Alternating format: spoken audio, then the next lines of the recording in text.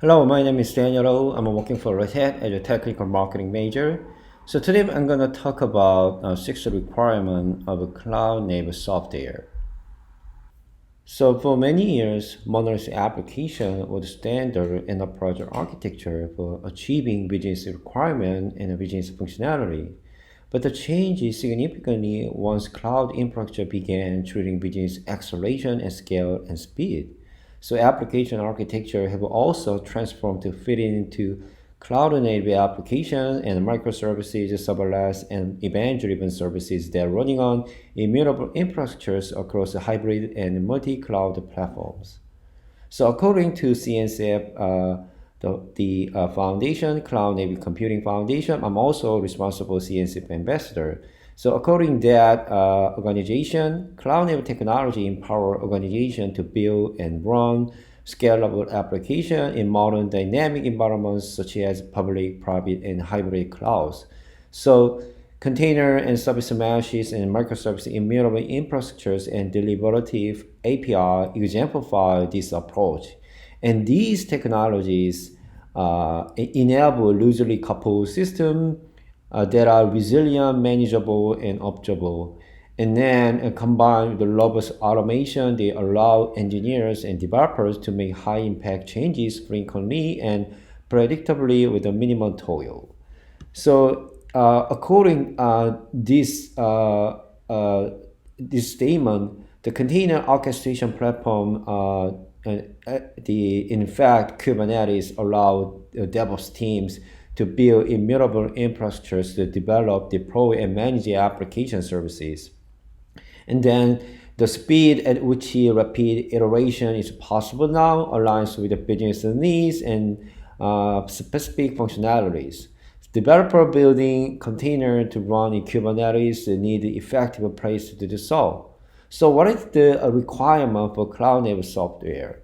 Let's take a look at that. So the first while there are many ways to build and architect cloud-native application, but I'm going to talk a little bit about the minimum six requirements for today. The first thing is the Kubernetes native runtimes. So they are more likely to be implemented in a container first or Kubernetes native languages such as needed to be a cloud runtime based on Java, Node.js, and Golang, and Python, and Ruby. And then developer adopt any these among these application runtime to develop their cloud native application along with their business requirement. And in the end, this application definitely fit in the Kubernetes functionality such as configuration, scalability, and has a check and the Kubernetes the main functionalities.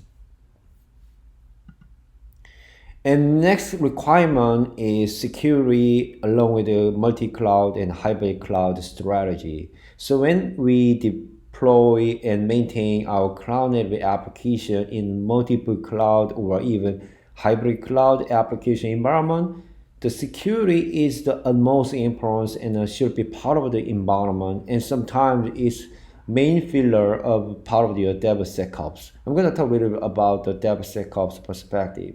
So there are lots of security tools. That is the main job of a security team, but as well as that is the also integrate your application side with the application pipeline or DevOps pipeline, even application plugin or extension. So security is not a roadblock any longer to build your cloud native software, but it's the main piece of your cloud native software development. And next, this requirement is observability with real-time metrics. So using tools such as Prometheus, Grafana, Kieri, and Jaeger, they can be enhanced observability by providing real-time metrics and more information about how your cloud-native applications are being used and behave in the cloud. This is not an option feature. This is a mandatory function and feature to retrace and maintain your application traceability and monitoring and observation. The next requirement is resources efficiency. So we have to focus on tiny memory footprint and small artifact size, and then the fast boot time, and specifically super fast boot time, is to make application portable across hybrid and multi-cloud platform. So just imagine, so one of your application change to event-driven application without any change of technology stack, which means your application listen as real time or nearly as real time, and start off very fast and a small memory footprint, because your application should be deployed more than 1,000 pod on a multiple Kubernetes cluster. So resource efficiency is the main pillar of the cost your enterprise companies. And the other thing is interoperability with the open source technology. We have lots of fantastic open source tool technique. The new project, new tool based on open source project is came out every single day. And the problem is how to integrate this such a great open source tool and technology in your cloud native application.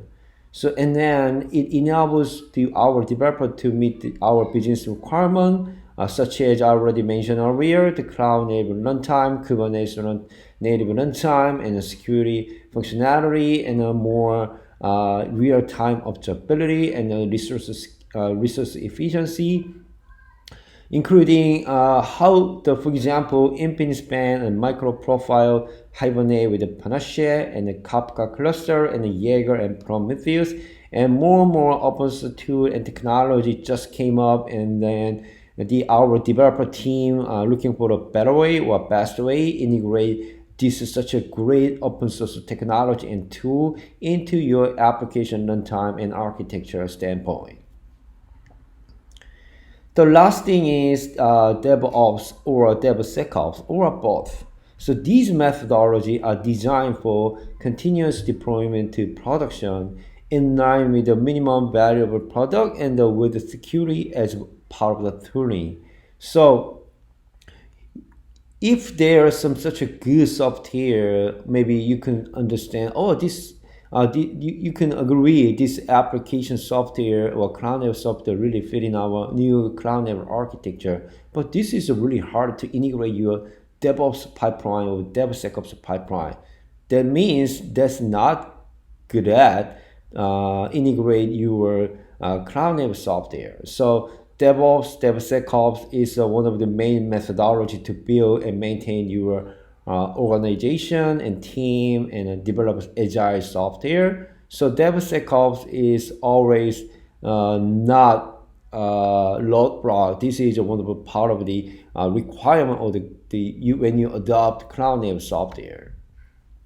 So let's get a little bit summarize to this video. So making cloud native more concrete. The cloud native can seem like the abstract term, but reviewing the definition and the thinking like a developer can make it more concrete. In order for cloud native application to be successful, they need to include a long, well-defined list of the ingredients. So how are you planning for cloud native application design? So this is maybe your answer. The 6 requirements of cloud native software to adopt a new technology, specifically cloud native application development and maintain for your enterprise company.